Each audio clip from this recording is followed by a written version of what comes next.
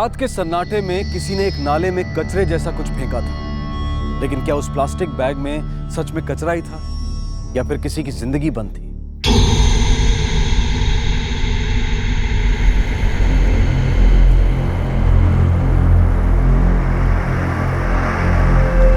अच्छा लगता है भाई। पुलिस को बुलाया क्या? हाँ बुला लेते हैं, क्या पता किसी ने मार के फेंक दिया।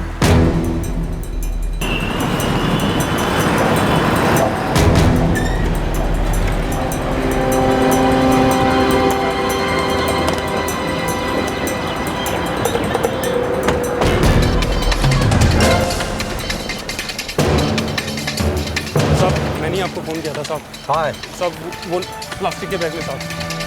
हटिए आप लोग, साइड हो जाइए।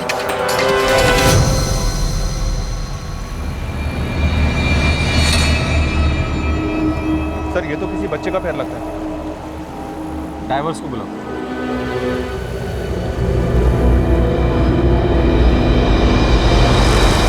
ये तो बहुत छोटा बच्चा है सर, मुश्किल से 6-7 दिनों का होगा।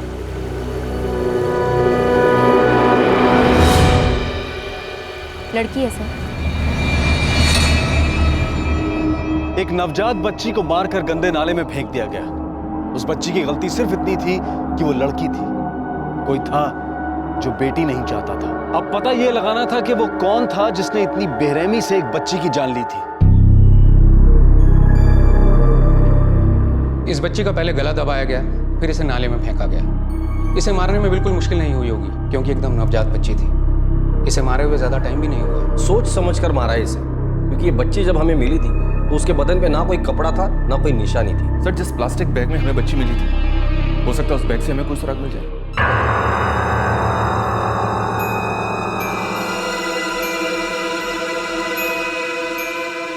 एक मिनट, इसके अंदर कुछ है।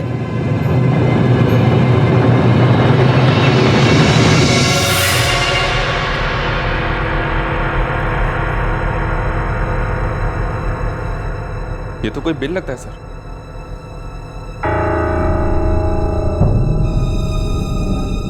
मैग्नीफाइंग ग्लास लेकर आ।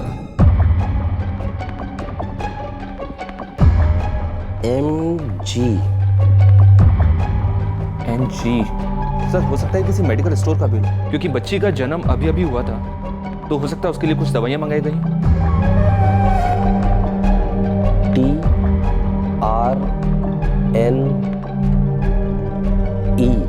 4 शब्दों से बना नाम है ये। अभी बच्ची की लाश बोरीवली के पास वाले नाले में मिली थी। शायद आसपास के मेडिकल स्टोर में इसके बारे में कुछ पता चल सकता है।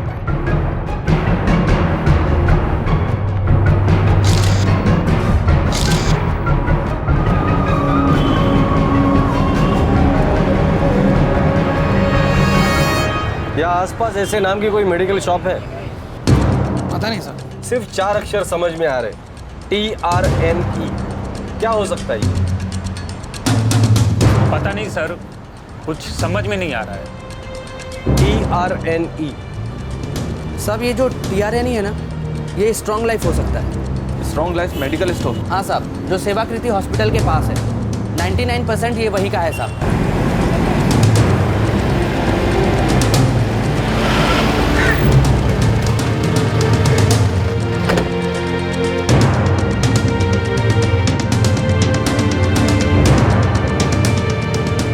जी सर, ये हमारी दुकान का है। ये देखिए।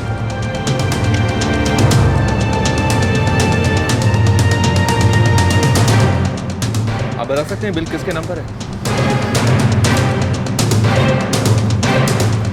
बच्चे की दवाई का बिल है ना सर? जी, हमें एक बच्ची की लाश मिली, ज्यादा दिन नहीं हुए। ये देखिए सर, ये वाला। ये दोनों मैच करें सर। पेशेंट का नाम रश्मि लिखा है। क्या बता सकते हैं किस डॉक्टर ने प्रिस्क्राइब किया ये? सर डॉक्टर का नाम है डॉक्टर मेघना दातार, वो गायनेकोलॉजिस्ट है। मुझे इस बिल की कॉपी चाहिए। चलिए। Thank you.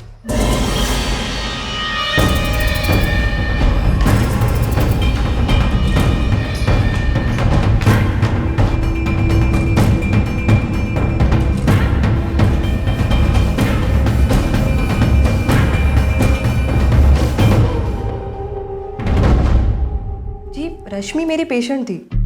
अभी 6 दिन पहले ही उसने एक लड़की को जन्म दिया था। ये प्रिस्क्रिप्शन मैंने उसकी बेटी के लिए लिख कर दिया था। पर हुआ क्या है? अभी एक बच्ची की लाश मिली है, उसके साथ ही ये प्रिस्क्रिप्शन मिला था। ये है उसकी तस्वीर। ओह माय गॉड, रश्मि उसकी माँ और बहन के साथ बच्ची को लेकर कल सुबह ही चली गई थी। आप इसे दवाई टाइम पे दे दीजिएगा। जच्चा और बच्चा बिल्कुल ठीक है। Don't worry. ये रही रश्मि की फाइल। रश्मि मनोज सिंह, बिहार चौक, किरगेवाड़ी। कितनी प्यारी और हेल्दी बच्ची थी वो। कोई उस मासूम को मारकर नाले में कैसे फेंक सकता है? जिस हालत में वो बच्ची मिली थी उसके बारे में कुछ भी पता कर पाना मुश्किल था, लेकिन अब पुलिस ने पता लगा लिया था कि उस बच्ची का जन्म कहां हुआ था, उसकी मां कौन थी और उनके पास घर का एड्रेस भी था।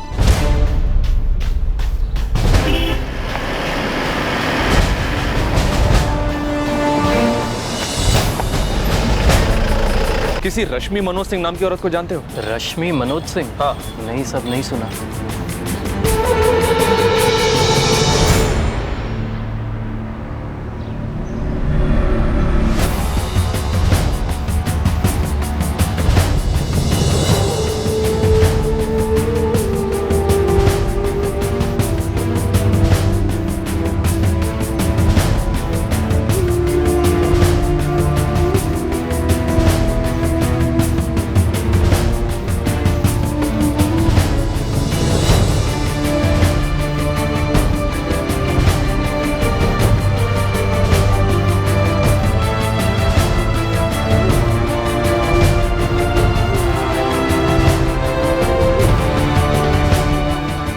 सर, हमने ऑलमोस्ट सभी दुकानों में पता कर लिया है, लेकिन इस औरत के बारे में किसी को कुछ नहीं पता। सर, मुझे 4 औरतों के बारे में पता चला है जिन्होंने पिछले 10 दिनों में बच्चों को जन्म दिया है, लेकिन उनमें से किसी का भी नाम रश्मि मनोज सिंह नहीं है। लगता है इस औरत ने हॉस्पिटल में अपना झूठा एड्रेस दिया है। ये भी तो हो सकता है कि उसने नकली नाम बताया हो। ये भी हो सकता है कि उन्होंने बच्चे का लिंग परीक्षण किया हो और उन्हें पहले से ही पता था कि लड़की होने वाली, और वो लोग लड़की नहीं चाहते थे, इसलिए तो हॉस्पिटल में अपना नाम और पता गलत दिया था। हाँ सर, ये हो सकता है। अगर उन लोगों ने बच्ची के होने के बाद उसे मारने का मन बनाया होता तो हॉस्पिटल में गलत नाम नहीं लिखवाते।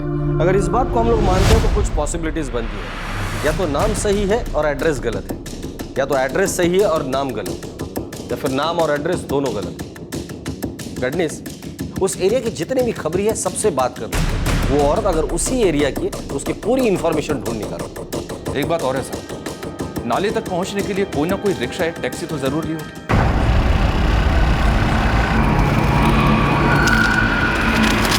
सर, मैं उस एरिया के सभी रिक्शा ड्राइवर और टैक्सी ड्राइवरों से ही बात करता हूँ, ठीक है?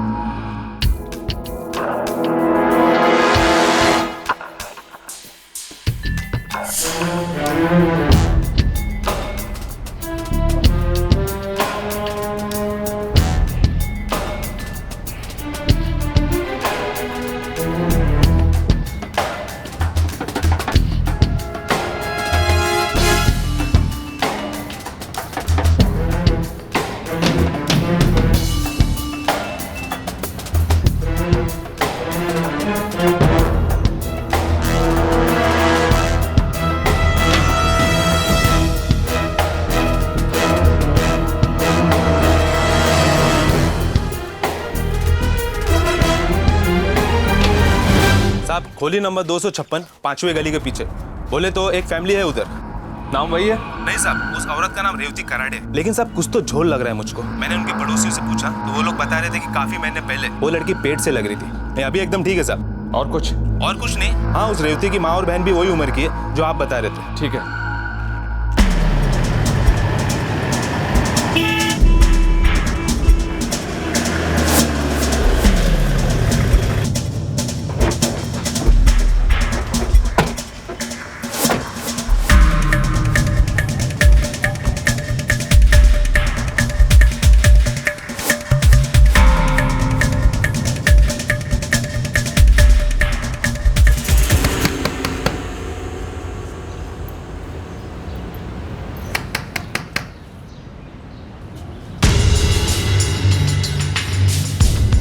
लोग जनगणना विभाग से आए।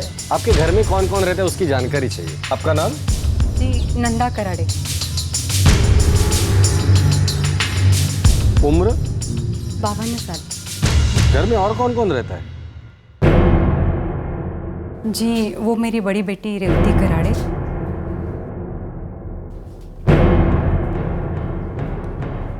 और ये मेरी छोटी बेटी प्रणीता कराड़े। घर में कोई छोटा बच्चा भी है? नहीं सर, बच्चा नहीं है। आपके पति का नाम? दामोदर कराड़े। वो कहाँ है? वो अपने गांव गए हैं। कितने सालों से आप यहाँ रहती हैं? काफी समय से रह रहे साहब। जैसे कि वो रेवती गोद में थी तभी हम यहाँ आए थे। तब तो रेशन कार्ड भी होगा आप लोगों के पास? हाँ आए ना सर। अच्छा, वहाँ पे काम हो गया है? हाँ।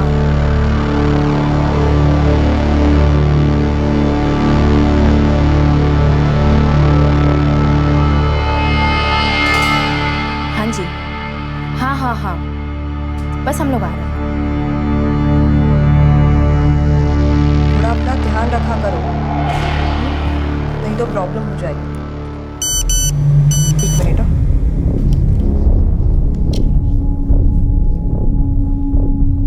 क्या रश्मि मनोज सिंह यही है जिसने उस बच्ची को जन्म दिया था?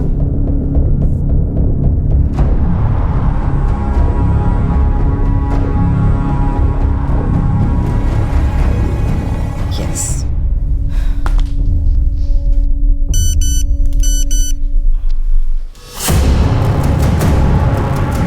और ये उसकी माँ और बहन है।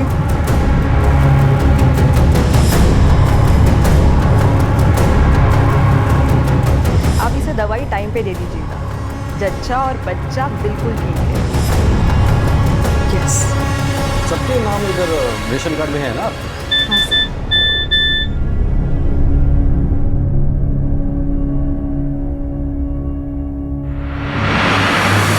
सर, दूसरी चौल के घरों की जनगणना हो गई है। मुझे अभी अभी मैसेज आया है कि हमें बिल्कुल सही जानकारी मिली है।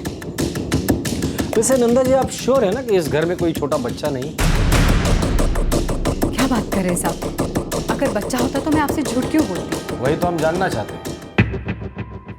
कौन है आप लोग? आपकी बेटी रेवती ने 6 दिन पहले एक बच्ची को जन्म दिया था। क्या बकवास कर रहे? बकवास नहीं, पक्की जानकारी है हमारे पास। जी, लेकिन 6 दिन के बच्चे के बारे में जनगणना में कैसे आ सकता है? बच्ची कहाँ है? कौन है आप? मैंने पूछा बच्ची कहाँ है। कौन है आप लोग? निकल जाइए, निकल जाए घर से। पुलिस वाले हैं हम। जी वो मालिश वाले के घर। इतना तो हम भी जानते हैं कि 6 दिन की बच्ची को मालिश के लिए कोई घर के बाहर नहीं भेजता। तो अब मुझे सिर्फ इतना बता दीजिए, आप लोगों में से किसने उस मासूम की जान ली थी?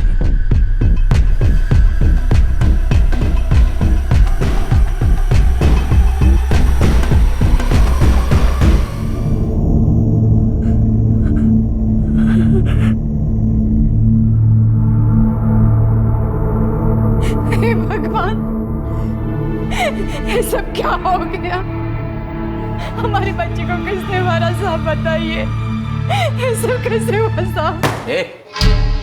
नाटक बंद करो। नहीं साहब, नाटक नहीं साहब, मेरी बात पर भरोसा कीजिए साहब। हमारी बच्ची को किसने अगवा किया था और धमकी भी दी थी, अगर पुलिस को बताएंगे तो मार डालेगा उसे। ये सब कैसे हुआ साहब? हे भगवान, हमारी बच्ची। तूने तो बोला था कि तू मेरी बच्ची को अनाथ आश्रम में डालेगी। मेरी बच्ची को किसने मार डाला?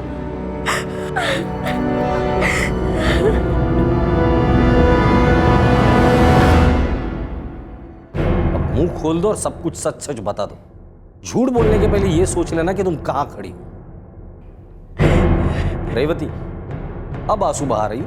तुम्हें नहीं पता था कि तुम्हारे बच्चे के साथ क्या होने वाला है? तुम लोगों ने उस लड़की से छुटकारा पाने का पहले से ही मन बना लिया था, इसलिए तो हॉस्पिटल में झूठा नाम और एड्रेस दिया था। क्यों?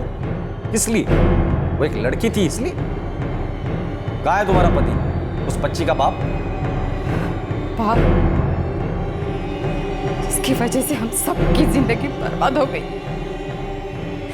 उसका नाम है किशन गोसाई। किशन गोसाई मेरे पति दामोदर कराड़े के साथ राशन की दुकान पर काम करता था, हमारे पड़ोस में रहता था, बातचीत में बहुत अच्छा था और अक्सर रेवती के पापा के साथ हमारे घर आया करता था।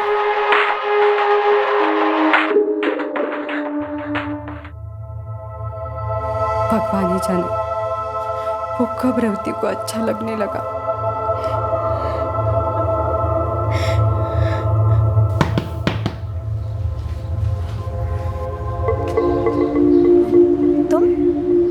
बाबा तो घर पे नहीं है, आई भी काम से बाहर गई है और प्रणीता भी घर पे नहीं है। मुझे एक गिलास पानी मिलेगा? हाँ, अंदर आओ ना।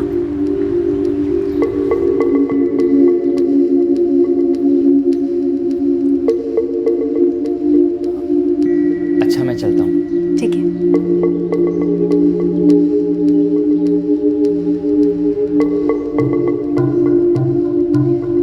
रेवती, हाँ? मुझे तुमसे कुछ बात करनी है। हाँ, बोलो ना।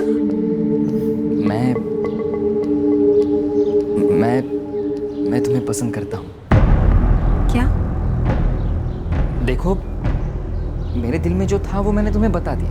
तुम्हारे दिल में वैसा कुछ नहीं है तो ठीक है, मैं चलता हूँ।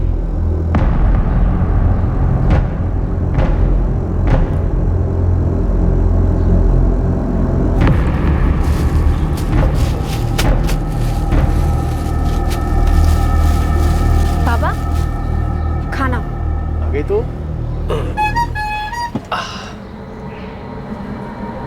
अच्छा बाबा, मैं चलती हूँ। हाँ, संभाल के जाना।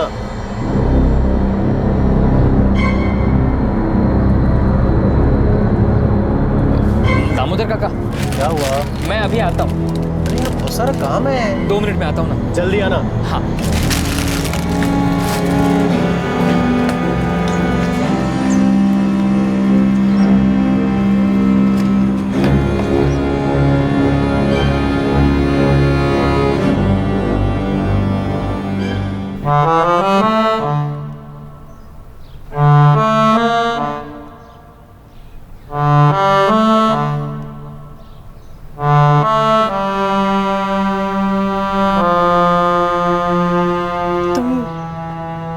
पूरे हफ्ते घर क्यों नहीं आए?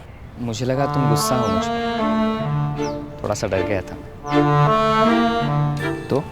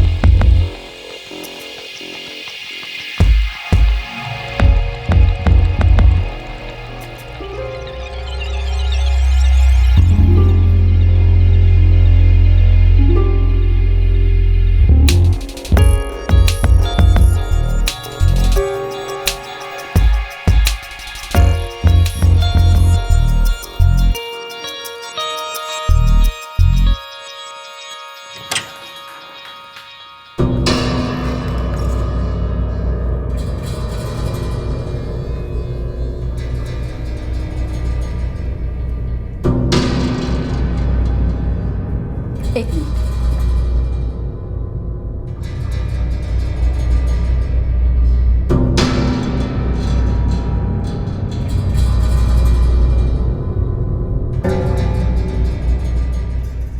अगर इसमें कुछ भी गलत निकला ना तो मैं तेरी चमड़ी उधेड़ लूंगी।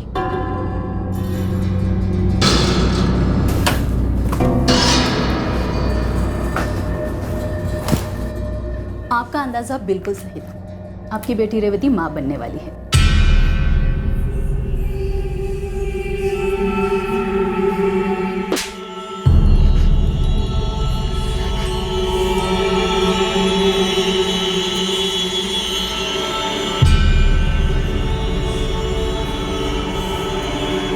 क्या तुम इससे शादी करोगे? इसके पेट में तुम्हारा बच्चा पल रहा है। अरे तो इससे क्या पूछ रही है? इसने ये गंदा काम किया है तो इसको संभालने की जिम्मेदारी भी तो इसी की है ना। काका, मैं रेवती से प्यार करता हूँ काका, उसे धोखा नहीं दे सकता, लेकिन शादी के लिए मुझे अपनी माँ से बात करनी होगी। तो जल्दी जाकर बात करना बेटा, हमारे पास उतना वक्त नहीं है। वो हमेशा फोन करके यही कहता था कि उसकी माँ मान गई है और वो जल्द से जल्द आकर मेरे रेवती से शादी करेगा। यही कहते कहते 3 महीने बीत गए साहब। देख लेना, वो वापस नहीं आएगा। अब तक तो किसी को पता नहीं चला। आखिर कब तक छुपाएंगे इसका ये पेट? लोग थूकेंगे हमारे मुंह पर।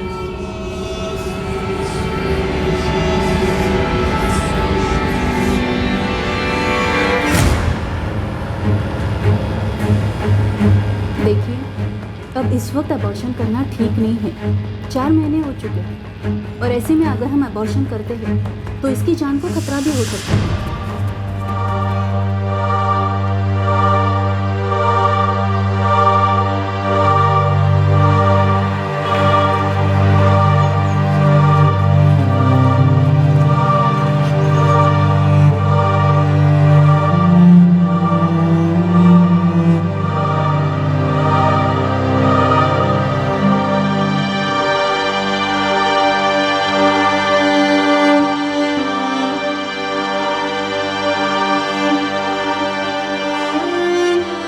मुझे लगा तुम गुस्सा हो मुझ पे, थोड़ा सा डर गया था।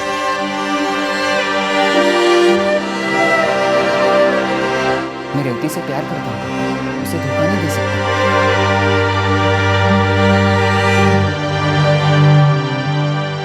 मेरे पति घर छोड़कर चले गए। वो लोगों के ताने गालियां सुनना नहीं चाहते थे साहब। और किशन का तो कहीं पता नहीं था साहब।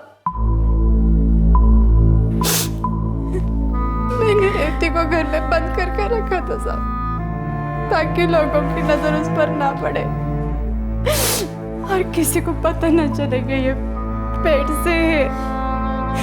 लेकिन साहब कुछ तो करना था ना, क्योंकि बच्चा होने के बाद सबको पता चल जाता।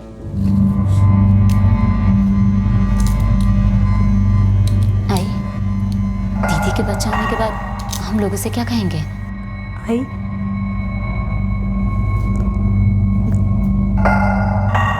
मुझे ये बच्चा चाहिए। आई, और तू लोगों से क्या कहेगी? इस बच्चे का बाप तुझे कुंवारी मां बनाकर भाग गया। आई, मैंने किशन से सच्चा प्यार किया था। मैं क्या जानती थी कि वो मुझे छोड़ के चला जाएगा। तुझे इतना तो समझना चाहिए था कि शादी से पहले किसी से संबंध नहीं बनाते। अरे लोग तुझ पर थूकेंगे, गालियां देंगे, दुनिया चाहे चांद पर चली जाए, मगर जब ऐसा कुछ हो जाता है ना, तो सबसे पहले औरतों पर ही उंगली उठती है।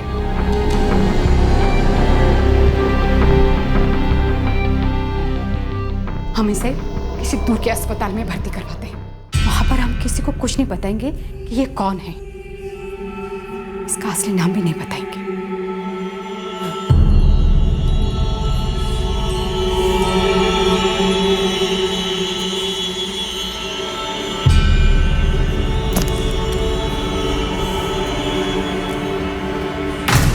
घंटे में डिलीवरी होनी चाहिए। लेबर पेन भी जल्दी से ही शुरू हो जाएंगे।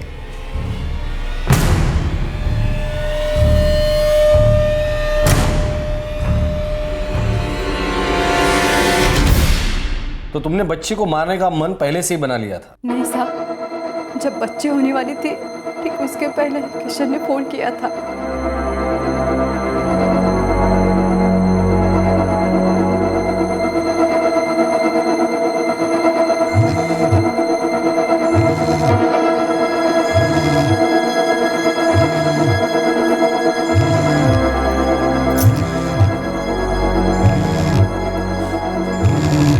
किशन का फोन है, किशन का।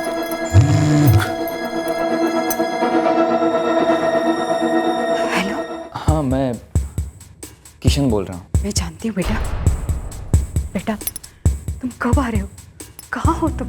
रेवती अस्पताल में। उसे बच्चा हो गया? नहीं, मगर किसी भी वक्त हो सकता है। देख किशन, भगवान के लिए वापस आ जाओ बेटा। मेरी रेवती से शादी करके अपने बच्चे को अपना नाम दे दे बेटा। देख, मैंने एक तरीका ढूंढ लिया है। क्या? मैं उस बच्चे को अनाथाश्रम के बाहर छोड़ आती हूँ और तुम दोनों शादी के बाद उसे गोद ले लेना।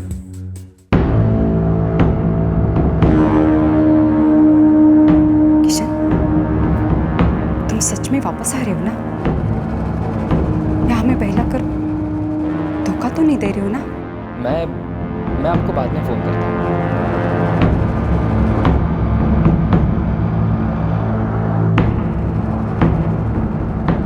आई? किसका फोन है आई?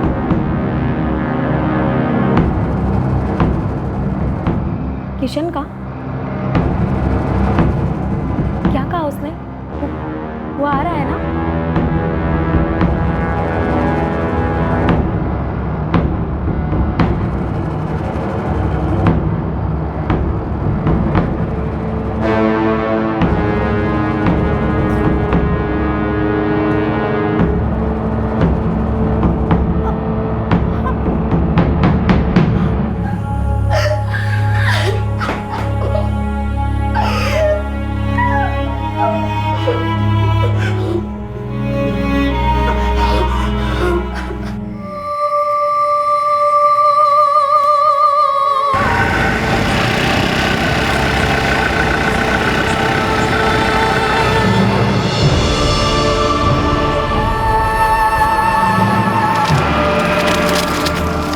बच्ची सिर्फ 6 दिन की थी।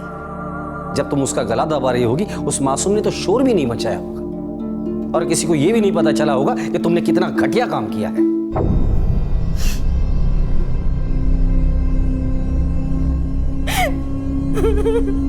बच्ची सिर्फ 6 दिन की थी। जब तुम उसका गला दबा रही होगी, उस मासूम ने तो शोर भी नहीं मचाया होगा और किसी को यह भी नहीं पता चला होगा कि तुमने कितना घटिया काम किया है।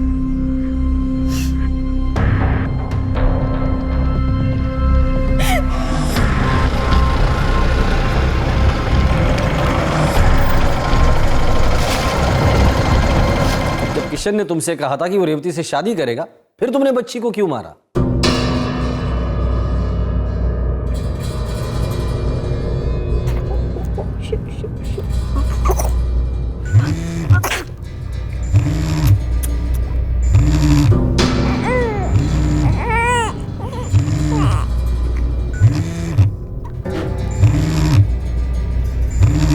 आई, मैं जानती थी वो मुझसे दूर नहीं रह पाएगा। मुबारक हो बेटा, तुम बाप बन गए हो। लड़की हुई है या लड़का? घर में लक्ष्मी आई है, बहुत सुंदर है, बिल्कुल रेवती पर गई है। हेलो हेलो, मुझे लड़की नहीं चाहिए। अगर लड़का होता तो मैं फिर भी सोच सकता था, लेकिन एक लड़की के साथ मैं रेवती को नहीं अपनाऊंगा। क्या कह रहे हो तुम? हम दुनिया को क्या मुंह दिखाएंगे? अरे कम से कम रेवती के बारे में तो सोच। मेरी बच्ची को कैसे करने की सजा दे रहे हो? वापस आ जाओ, मेरी बेटी से शादी कर लो बेटा, वापस आ जाओ। रेवती, क्या तुम्हें पता था कि तुम्हारी आई तुम्हारी बच्ची को मारने के लिए लेकर जा रही है?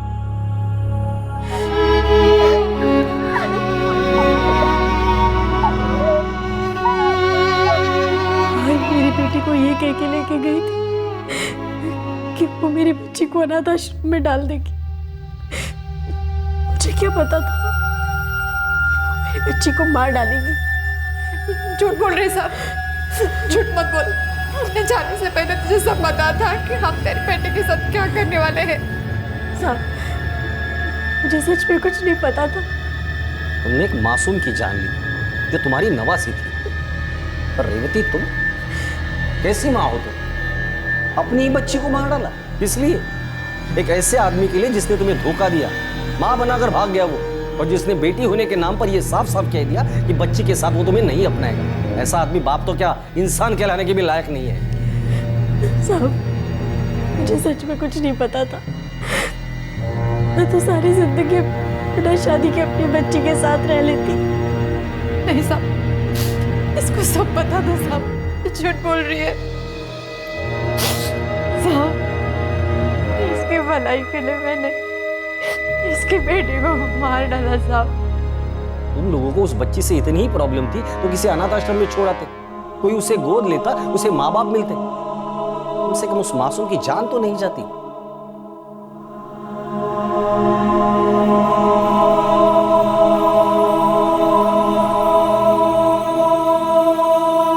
रेवती की मां नंदा और बहन प्रणीता को बच्ची की हत्या के जुर्म में आईपीसी की धारा 302 के तहत गिरफ्तार किया गया है। कॉमन इंटेंशन के लिए उन पर धारा 34 भी लगाई गई है। हॉस्पिटल में गलत नाम लिखवाने के जुर्म में रेवती को आईपीसी की धारा 420 के तहत गिरफ्तार किया गया है। पुलिस किशन को अभी तक गिरफ्तार नहीं कर पाई है। वो बच्ची उनके लिए बोझ से ज्यादा कुछ भी नहीं थी, तभी तो उन्होंने उसे मारकर नाले में फेंक दिया। उन्हें लगा कि इस तरह उन्हें बच्ची से छुटकारा मिल जाएगा और किसी को कानो कान खबर तक नहीं होगी, उनकी जिंदगी फिर से पहले की तरह नॉर्मल हो जाएगी। और शायद ऐसा ही होता अगर उनकी घिनौनी हरकत लोगों की नजरों में नहीं आती। क्या उस मासूम बच्ची को मारते वक्त उनकी इंसानियत जरा भी नहीं कांपी? ये कह पाना मुश्किल है, क्योंकि आज के जमाने में भी बेटे की चाहत में लड़कियों की हत्या या तो मां की कोख में ही कर दी जाती है, या फिर उनके पैदा हो जाने के बाद उनसे छुटकारा पाने के लिए लोग वहशत की हदें पार कर जाते हैं। हमारे देश में कन्या भ्रूण हत्या को रोकने के लिए सख्त कानून है, लेकिन फिर भी हम इस गुनाह के ऊपर रोक नहीं लगा पाए हैं। अक्सर इस गुनाह में साथ देने के लिए परिवार के अंदर के लोग ही खड़े हो जाते हैं। किसी मासूम बच्ची की सांसें छीनने से पहले वो ये भूल जाते हैं कि उन्हें सांसें कहां से मिली। वो ये भूल जाते हैं कि वो भी किसी औरत की कोख में थे, उन्हें भी एक औरत ने ही जन्म दिया था। अब वक्त आ गया है कि हम सब मिलकर अपने समाज में बरसों से पनपने वाली इन कुरीतियों को जड़ से उखाड़ कर फेंक दें। अगर हम बेटी को लक्ष्मी मानते हैं तो फिर उसके आने पर मायूसी क्यों? अब वक्त आ गया है कि हर बच्ची के जन्म पर भी लोग उतनी ही खुशियां मनाएं जितनी कि बेटे के जन्म पर मनाते हैं। अब वक्त आ गया है कि हम भ्रूण हत्या के कानून को इतना मजबूत कर दें कि कोई गलती से भी ये क्राइम करने की हिम्मत ना करे। अब वक्त आ गया है कि हम कन्या भ्रूण हत्या को सिर्फ एक अपराध की तरह ना देखें, बल्कि सबसे बड़े अपराध की तरह देखें, क्योंकि औरतों के खिलाफ होने वाले अपराधों की नींव इसी अपराध से पड़ती है। देखते हैं हमारे आज के एपिसोड की दूसरी कहानी।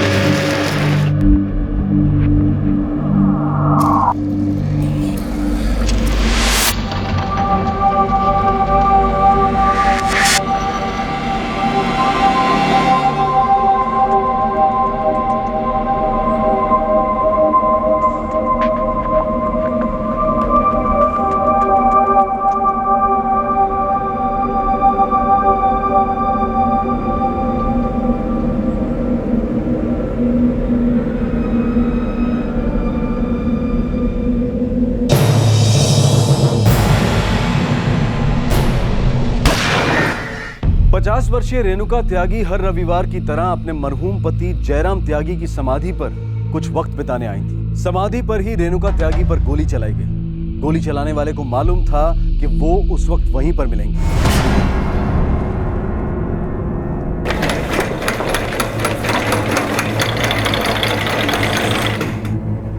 जी डॉक्टर सिन्हा, विक्टिम की कंडीशन कैसी है? सर, हॉस्पिटल पहुंचने से पहले विक्टिम की डेथ हो चुकी थी।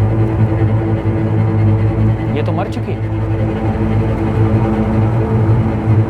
डिसीज का नाम रेणुका त्यागी था और जो दो लोग उन्हें यहाँ लाए थे वो इस वक्त हॉस्पिटल में ही है। शायद विक्टिम के रिश्तेदार हैं। सर, सिविल हॉस्पिटल से फोन आया था। रेणुका त्यागी नाम की औरत पे किसी ने गोली चला दी। हॉस्पिटल पहुंचने से पहले उसकी मौत हो चुकी है। कुछ पता चला गोली कहाँ चलाई? सर, वो अपने पति की समाधि पे फूल चढ़ाने के लिए कुसारगंज आई थी। वैसे रहने वाली मेरठ की थी। चलो सिविल हॉस्पिटल।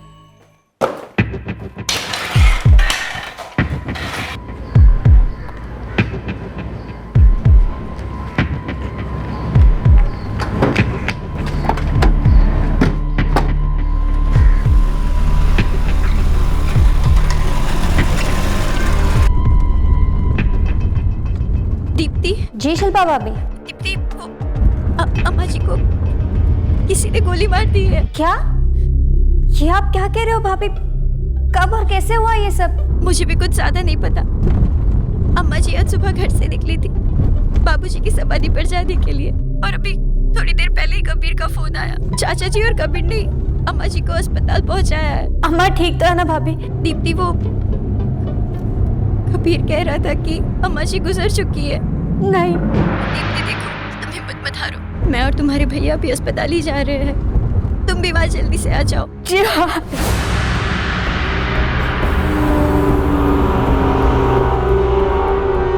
गोली काफी नजदीक से चलाई गई, पॉइंट ब्लैंक रेंज से। हालांकि बुलेट मिली नहीं। हमारा नाम कबीर है साहब। हम अपने खेत में काम कर रहे थे कि तभी गजराज मिश्रा हमारे पास दौड़ते हाँफते हुआ है। भाई काम जल्दी करो, रात को पानी आएगा और खाद डाल दिया उसके बाद।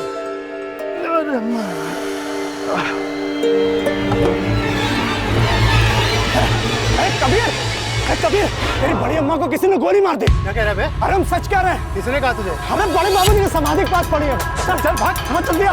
कौन गोली मारे बे? अरे मालूम है, हमने देखा। फिर हमने तुरंत बाबूजी को बुलाया साहब, और कुछ गांव वालों को साथ लेके वहां पे पहुंचे।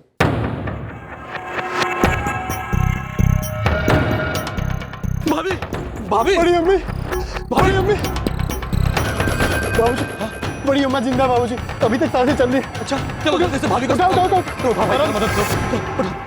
जितना जल्दी हो सका साहब, हम बड़ी अम्मा को लेके यहाँ पे आ गए।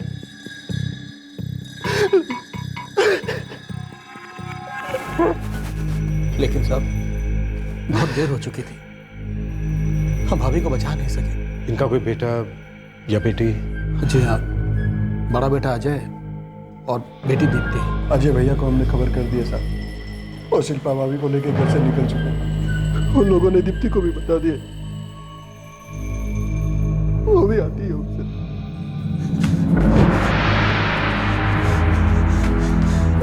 कबीर, क्या मैं सचमुच?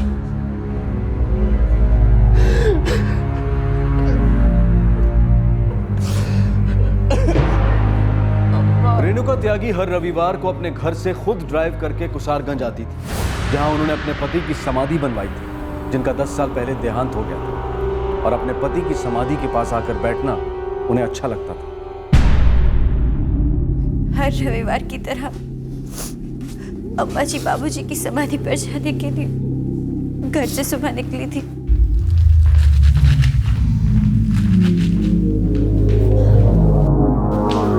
अरे अम्मा, आप जा रही हैं? हाँ बेटा। अम्मा, पिछली बार आपने आने में बहुत देर कर दी थी, इस बार आप दोपहर के खाने के लिए टाइम से आ जाइएगा। आएंगे ना पक्का? हाँ। अगर आपको देर हो रही है तो फिर मैं आपके लिए डब्बा बांध देती हूँ, आप वहीं पे खा लेना। नहीं बेटा, इसकी कोई जरूरत नहीं, मैं खाने के टाइम पे आ जाऊँ। ठीक है, संभालिए।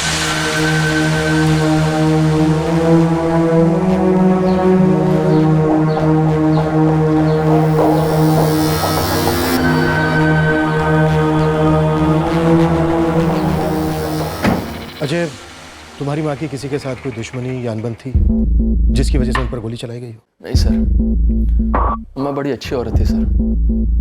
पिछले 25 साल से पीडब्ल्यूडी में हेड क्लर्क थी, किसी से कोई अनबन नहीं थी सर। पीडब्ल्यूडी ऑफिस में काम को लेकर किसी के साथ कोई अनबन? तुम्हें जानकारी है इसके बारे में कुछ? अम्मा बड़ी सिंपल औरत थी, सिंपल सा काम था उनका। हमें नहीं लगता किसी को कोई प्रॉब्लम थी सर। प्रॉब्लम तो थी अजय, तभी तो पूरी प्लानिंग के साथ उनको मारा गया। कोई तो था जो उनकी रूटीन के बारे में जानता था। वो ये भी जानता था कि हर संडे समाधि पर वो अकेली जाती। हत्यारे को हर बात की खबर थी। खबर हो भी तो क्या हुआ सर? आखिर क्यों मारेगा अम्मा जी को? उन्होंने कभी किसी का कुछ नहीं बिगाड़ा। बड़ी सीधी सादी औरत थी हमारी अम्मा जी। सीधे साधे लोग ही अक्सर गलत लोगों को चुपते हैं अजय। हो सकता है रेणुका जी का होना ही किसी को खटक रहा हो, वरना भला कोई पॉइंट ब्लैंक रेंज से उन पर गोली क्यों चलाए?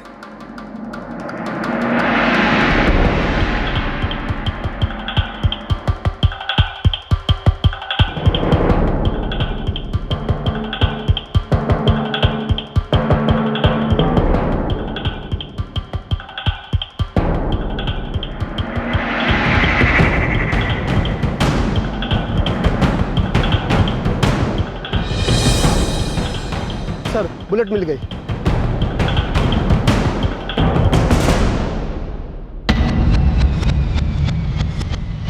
चलो सीधे साधे आदमी हैं साहब, हमने कुछ नहीं किया साहब। सही सर ये गजराज है। नमस्ते साहब। साहब हमारा कोई लेना देना है साहब, हमने कुछ नहीं किया है। कुछ नहीं किया तो अब कर। चल शुरू कर बोलना, पूरा वाक्य बयान कर। साहब हम खाद लेके लौट रहे थे, वहां से आ रहे थे तो एकदम से गोली की आवाज सुनाई दी।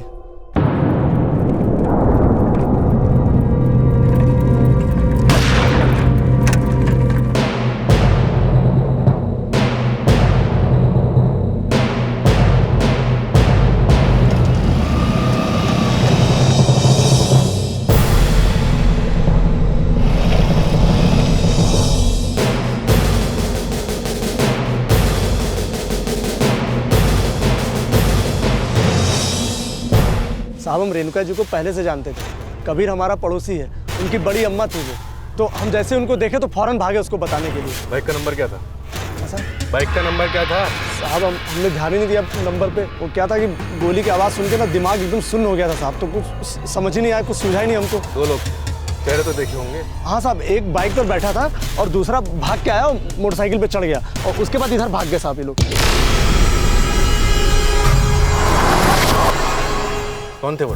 क्या पहना था उन्होंने? टी शर्ट पहनी थी साहब और गमछा भी था, दोनों के पास गमछा था। दोबारा देखोगे तो पहचान लोगे? हाँ साहब पहचान लूंगा। चल ठीक है, जरूरत पड़ी तो दोबारा बुलाऊंगा, तब तक गांव छोड़कर मत जाना। गया तो पकड़ के अंदर कर दूंगा। नहीं साहब हम कहीं नहीं जाएंगे, हम यहीं रहते हैं। लेकिन साहब सुनिए ना साहब, हमने कुछ नहीं किया साहब। साहब ये .315 बोर के बुलेट का शॉट, ये ज़्यादातर राइफल और कट्टे में इस्तेमाल होता है। सर लेकिन जब हमने गजराज से पूछताछ की तो उसने किसी राइफल का जिक्र नहीं किया, मतलब कट्टे का इस्तेमाल। लगता है पेशेवर खूनी थे, जरूर किसी ने सुपारी दी होगी सर। एक 50 साल की औरत को मारने के लिए 2 लोगों को सुपारी, ऐसे भी क्या दुश्मन? सर रेणुका जी PWD में काम करते हैं, शायद उनके काम से जुड़ा हुआ कोई नहीं।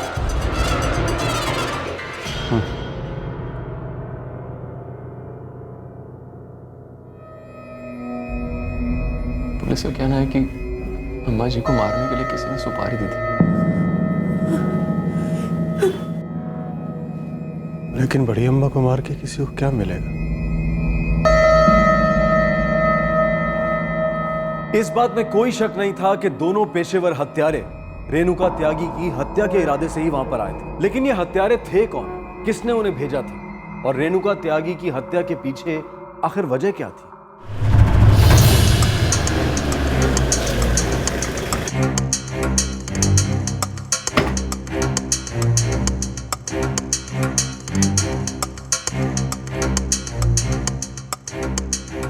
जी मैं तो रेणुका जी की डेथ की खबर सुनकर बहुत शॉक हो गया। बहुत भली औरत थी, सिर्फ अपने काम से काम रखती थी। हो सकता है उनके काम से किसी दूसरे के काम में अड़चन आ रही हो। ऑफिस में एग्जैक्टली उनका काम क्या है? सर वो इस ऑफिस की हेड क्लर्क थी, बहुत ही मेहनती, बहुत ही ऑनेस्ट। कोई तो है जिसको उनकी मेहनत और ऑनेस्टी खटक गई। प्रोफेशनल हत्यारे को हायर किया गया। रेणुका जी कहाँ आती जाती थी इसके बारे में सारी इंफॉर्मेशन इकट्ठा की गई, फिर पूरी प्लानिंग के साथ उनका मर्डर किया गया। आप हमें ये बताइए कि उनकी ऑनेस्टी किसको खटक रही थी? जी मैं आपकी बात समझता हूँ, लेकिन जहाँ तक हमारे डिपार्टमेंट का सवाल है, रेणुका जी का जॉब बहुत लिमिटेड था, सिर्फ क्लैरिकल जॉब था उनका। उनके पास किसी प्रोजेक्ट को रिजेक्ट या अप्रूव करने की कोई अथॉरिटी नहीं थी। स्टाफ में किसी के साथ कोई झगड़ा, कोई तू में? जी नहीं सर, वो पिछले 25 सालों से हमारे लिए काम कर रही थी। आप स्टाफ के किसी भी मेंबर से पूछ लीजिए, सब उनके बारे में अच्छा ही कहेंगे। मैं दावे के साथ कह सकता हूँ कि वो किसी ऐसे मैटर में इन्वॉल्व हो ही नहीं सकती जो उन्हें इतने भयानक अंजाम तक ले जाए। सर प्रोफेशनल फ्रंट पे तो ऐसा कुछ भी नहीं था जो कोई इन्हें मारना चाहे। तो फिर वो कौन है जिसने उन्हें मारा?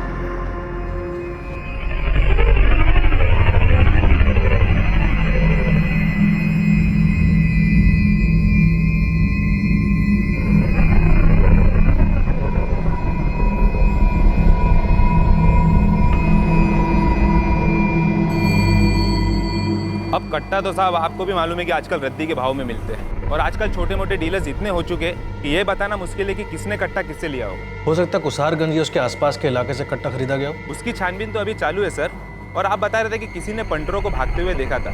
ये हत्यारे हिस्ट्री शीटर भी हो सकते हैं।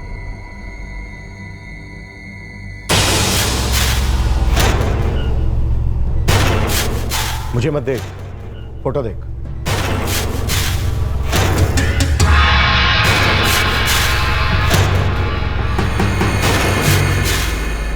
इनमें से है कोई? नहीं साहब।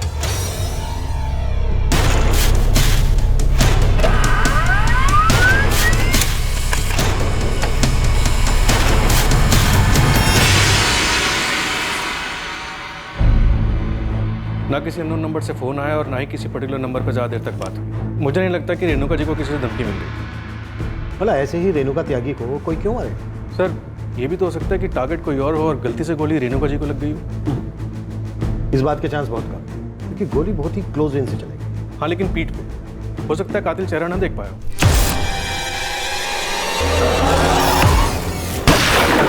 हाँ, पर इतने पास आकर कोई गलत टारगेट पर गोली क्यों चलाएगा? पॉसिबल नहीं। अगर रेणुका जी ही टारगेट थी तो बात फिर वहीं आकर हो जाए। तो रेणुका त्यागी को किसने मारा और क्यों? रेणुका त्यागी की किसी से क्या दुश्मनी थी? कोई प्रोफेशनल एंगल सामने नहीं आ रहा था और ना ही उन्हें मारने का मकसद। आखिर पुलिस ने इन्वेस्टिगेशन की दिशा बदली और रेणुका त्यागी के करीबी लोगों की जांच पड़ताल शुरू की।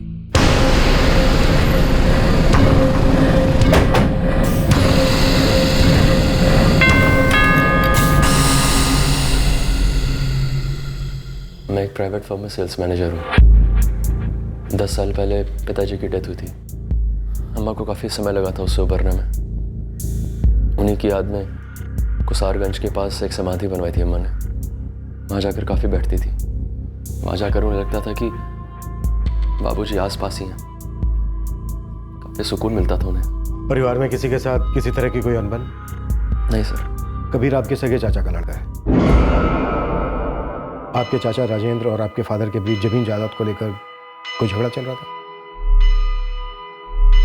जी नहीं सर। अच्छा, संडे सुबह जब रेणुका जी समाधि के लिए निकली तो किसी बात को लेकर परेशान थे?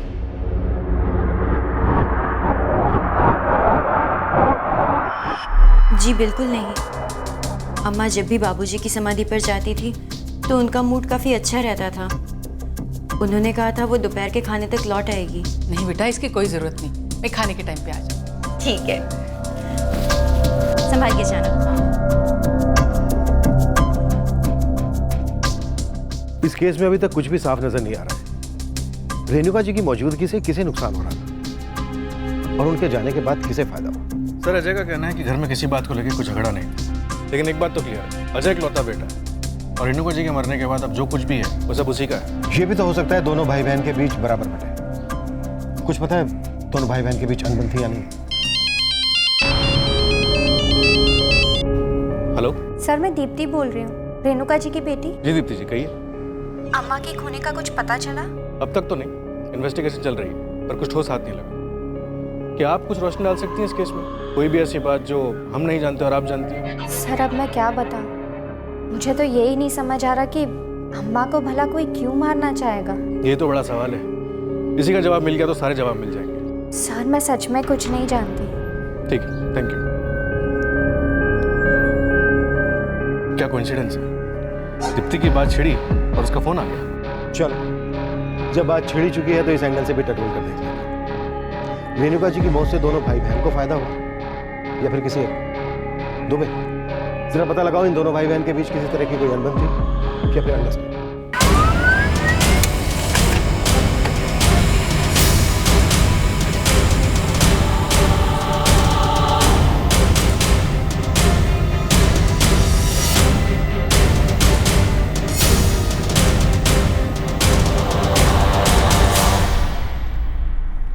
सर, अजय और दीप्ति के फोन रिकॉर्ड में सांठगांठ वाली कोई बात नहीं मिली और ना ही कोई ऐसा नंबर जिससे ये लोग रेगुलर टच में रहते हो। दुबे, जो इतनी एहतियात के साथ जाल बुन रहा हो वो फिजूल में खूनी से कांटेक्ट क्यों करे? रेणुका त्यागी का हर संडे को समाधि पर जाना, उनका वहां अकेले होना, यह जानने के बाद उसने खूनी से कांटेक्ट किया, क्योंकि मौत का दिन तय, जगह और वक्त तय। रेणुका त्यागी का समाधि पर आना, अकेले आना तय, मतलब प्लानर का प्लान कामयाब होना तय। जो अंत में हुआ। तो सर, ये समाधि भी कुसारगंज के दूर दराज इलाके में, बहुत सुनसान जगह है वो। आसपास बस एक शमशान है, लोगों का आना जाना भी ना के बराबर है वहाँ। अगर ऐसी बात है तो रेणुका त्यागी के सेल फोन की लास्ट लोकेशन वही है और शायद कातिल के फोन। राइट सर, शायद कोई लिंक मिल जाए। दुबे काम करो, लोकेशन लिस्ट निकलो और देखो उस एरिया में उस टाइम पर कौन कौन से फोन एक्टिव है। कुछ ना कुछ क्लू जरूर मिले। सर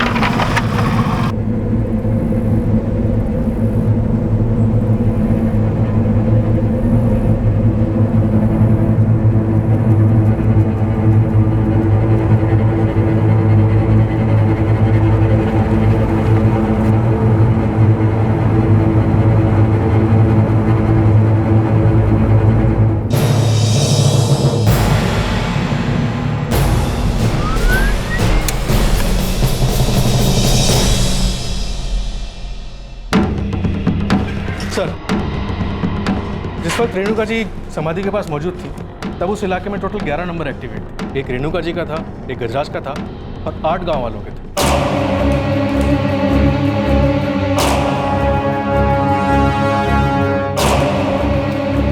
और सर एक नंबर ऐसा है जो अभी भी स्विच ऑफ जा रहा है। ये किसी सागर चौधरी के नाम पर है और एक कुसारगंज का नहीं। कौन है सागर चौधरी? सर कोई झरनाबाग का रहने वाला। झरनाबाग कुसारगंज से लगभग 45 किलोमीटर दूर है ना? हाँ सर, और सर रिकॉर्ड से पता चलता है कि वो उस इलाके में टोटल 8 मिनट तक मौजूद था।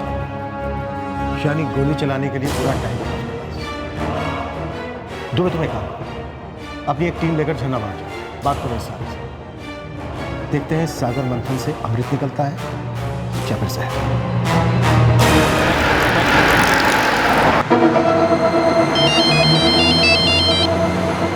हेलो सर, मैं दीप्ति बोल रही हूँ। अम्मा के खूनी का कुछ पता चला? लगता है इस केस को लेकर सबसे ज्यादा फिक्रमंद आप ही हैं, या फिर हो सकता है ये जानना चाहती हूँ कि हम क्या कर रहे हैं। सर मेरी माँ थी। मैं जानती हूँ कि आप हम सब पर शक कर रहे हैं। मेरे भी मन में कई सारे सवाल उमड़ रहे हैं, लेकिन मैं कैसे मान लूँ कि अम्मा की जान उसी के परिवार में से कोई ले सकता है? आपकी फैमिली में से कौन ले सकता है उनकी जान? यकीन के साथ तो नहीं कह सकती सर। दिल कुछ और कह रहा है और दिमाग कुछ और। सागर चौधरी, ये नाम पहले कभी सुना है आपने? नहीं, कौन है वो? झरनाबाग का रहने वाला है। फिलहाल सिर्फ इतना ही कि लोहा आता है। झरनाबाग? जी हाँ। मेरी भाभी शिल्पा का मायका भी झरनाबाग में है। मुझे पहले से ही डर था, कहीं घर का ही तो कोई इन्वॉल्व नहीं है। नहीं नहीं, ऐसा कैसे हो सकता है? भाभी भला ऐसा क्यों करेगी?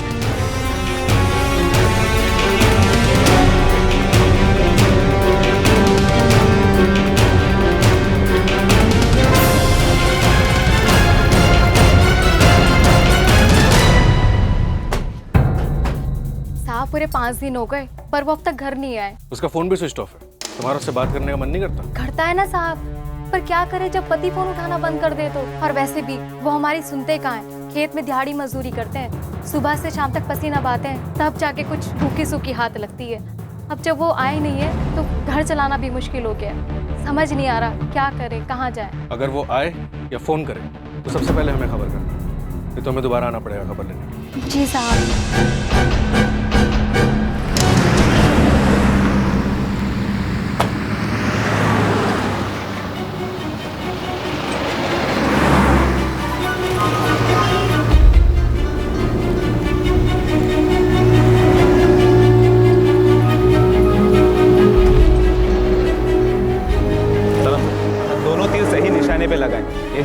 पास वाला लॉज है ना, उसी में छिपकर बैठा है सागर चौधरी। और दूसरा तीर? बिल्कुल सही खबर है वो। ये जो शिल्पा त्यागी है ना, रेणुका जी की बहू, इसी गांव में रहती है और वो सागर को भी जानती है सब।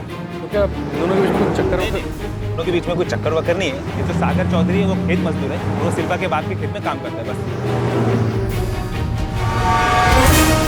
कड़ियां जुड़ने लगी थी। ऐसा लग रहा था कि साजिश का ये जाल घर के अंदर ही बुना गया था। क्या वाकई में ऐसा था या किसी और के कंधे से बंदूक चलाई गई थी और मास्टरमाइंड पर्दे के पीछे से अपना खेल खेल रहा था?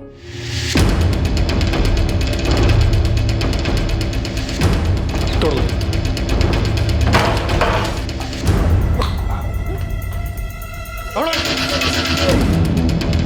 हिलने की कोशिश भी की ना तो तुम दोनों की समाधि यहीं बना दूंगा। ले चलो।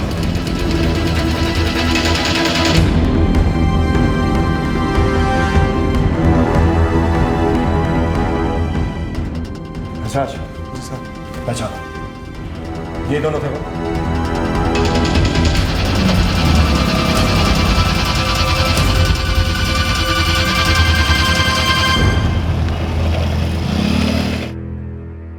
हाँ साहब यही थे।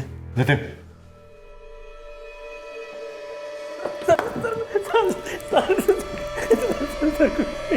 एक सागर, मेरा टाइम बिगाड़ेगा तो तेरी बॉडी का पूरा नक्शा बिगाड़ दूंगा। मैं ये जान चुका हूं कि तूने ही रेणुका त्यागी को मारा है। मुझे अब ये बता क्यों और किसके कहने पर? अजय मैंने कुछ नहीं किया। अजय मैं कसम खाती हूँ मैंने कुछ नहीं किया। अजय प्लीज मुझे समझाओ। अजय समझाओ। मुझे पहले से ही भाभी पर शक था, लेकिन फिर मुझे लग रहा था कि शायद मेरा ही सोचना गलत है। यकीन ही नहीं होता कि भाभी अम्मा के साथ ऐसा कर सकती है। इतनी पागल मत बनो, कुछ नहीं किया शिल्पा ने, वो ऐसा कर ही नहीं सकती। जिस आदमी ने गोली चलाई थी वो आदमी पकड़ा गया है, भाभी के ही गांव का है। और काफी वक्त से भाभी के मन में यही सब चल रहा था। मैं नहीं मानता, ऐसा हो ही नहीं सकता।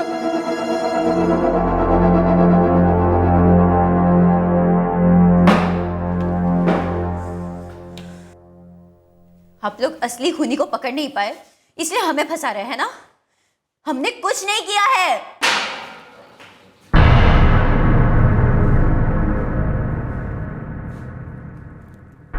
सागर चौधरी ने कबूल किया है कि तुमने ही अपनी सास को मारने के लिए इसे पैसे दिए थे। कुछ याद आया शिल्पा जी? लेकिन हमारे अकेले का काम नहीं है ये,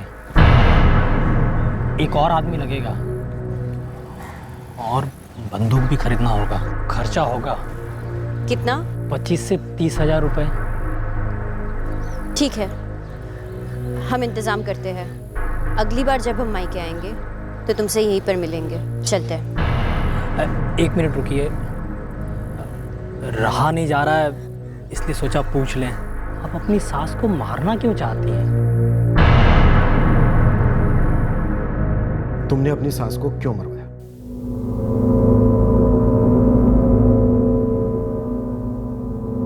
तुम सुन रहे हो मैं क्या कह रही हूँ? यार तुम बार बार वही बात लेकर क्यों बैठ जाती हो? कहां से लाऊं मैं और पैसे?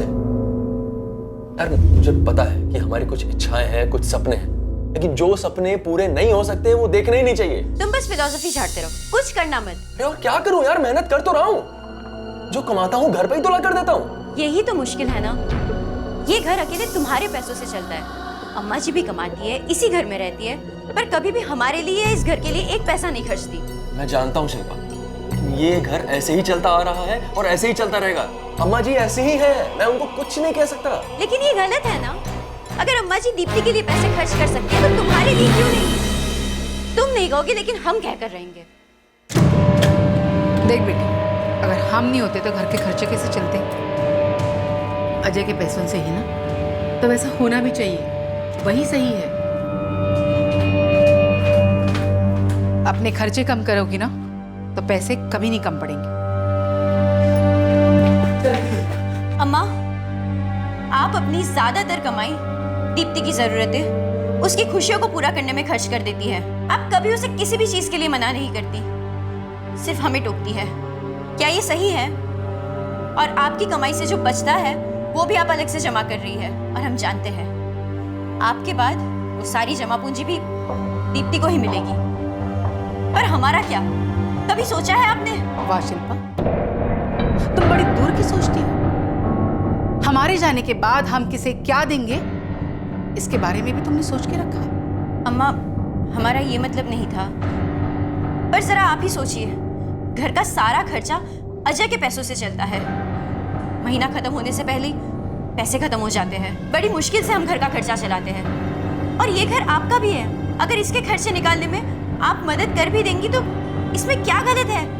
आखिर क्यों आप इतना फर्क करती है अपने बेटे और दीप्ति में? देखो शिल्पा, हम कोई फर्क नहीं कर रहे हैं, और अजय जो कर रहा है वो उसकी जिम्मेदारी है, निभाने दो उसे। और रही बात दीप्ति की, तो उसे चलो मत।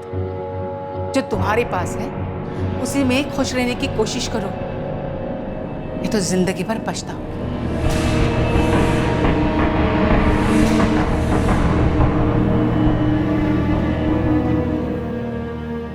हमें कभी समझ में नहीं आया कि आखिर वो हमारे साथ इतना सौतेला बर्ताव क्यों करती थी। अपने खुद के बेटे के साथ कोई माँ ऐसा कैसे कर सकती है? जब से शादी करके आए यही सब सहते आ रहे थे, पर अब हमारे बर्दाश्त के बाहर हो गया था। हमारी समझ में आ गया था कि वो कभी भी कुछ भी हमें नहीं देने वाली। सब कुछ उनकी बेटी दीप्ति को मिलेगा। हम डर गए थे शायद वो उस घर को भी हमसे छीनकर अपनी बेटी दीप्ति के नाम कर देगी। हम ऐसा नहीं होने दे सकते थे, इसलिए हमने उन्हें मरवाने की ठान ली। सागर को देने के लिए पैसे कहाँ से आए?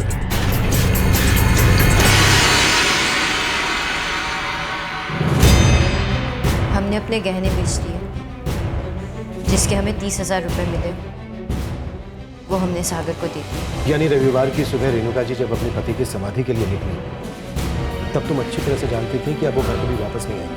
हाँ, हमें तो बस यही सोचकर तसल्ली हो रही थी कि अब वो जा रही है हमेशा के लिए। अगर आपको देर हो रही है तो फिर मैं आपके लिए डब्बा बांध देती हूँ, आप वहीं पे खा लेना। मैं खाने के टाइम पे आ जाऊँ। संभाल के जाइएगा। हाँ बेटा। उनके जाते ही हमने सागर को फोन किया। हम जानते थे बाबूजी की समाधि पर वो अकेले ही जाती है और कोई नहीं होता उनके साथ। सब कुछ सोच रहे हैं। हाँ, हमने ही किया ये सब, हमने ही मरवाया उन्हें। क्या अजय भी तुम्हारे इस प्लान में शामिल था?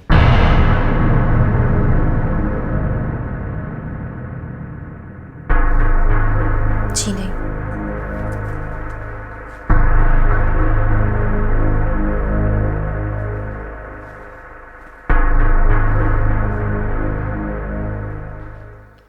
शिल्पा,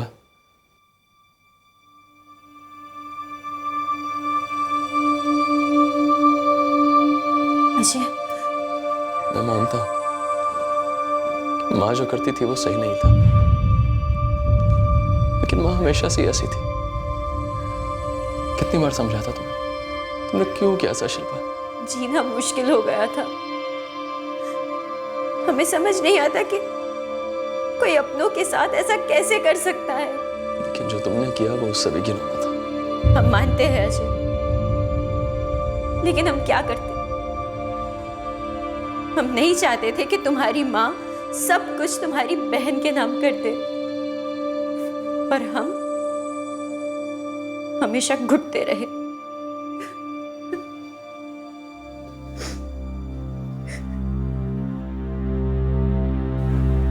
भाभी को अगर डर था कि अम्मा अपना सब कुछ मेरे नाम कर देगी, तो एक बार उन्होंने मुझे बताना तो चाहिए था। अम्मा की जान लेकर उन्हें क्या मिला? दीप्ति, क्या तुम्हें सच में ऐसा कभी नहीं लगा कि अम्मा तुम में और हम में फर्क करती थी? तुम्हारी सारी डिमांड्स पूरी हो जाती थी, लेकिन बात जब मेरी या शिल्पा के बारे में हो तो उनका हाथ कभी देने के लिए नहीं उठता था। भैया वो अम्मा की अपनी मेहनत की कमाई थी, वो जिसे चाहे देती। अम्मा हमेशा हमें नजरअंदाज करती थी, कभी हमारी प्रॉब्लम्स को नहीं समझा। अम्मा तुम्हारी सुनती थी, अगर तुमने उन्हें समझाया होता तो शायद आज ये सब ना होता, पर तुमने भी कुछ नहीं किया। भैया अब मुझे या किसी और को दोष देने से ये सच तो नहीं बदल जाएगा कि अम्मा अब इस दुनिया में नहीं रही और भाभी ने ये जुर्म करवाया है और उन्होंने जो भी किया गलत किया। कोई भी दलील इस सच को नहीं बदल सकती।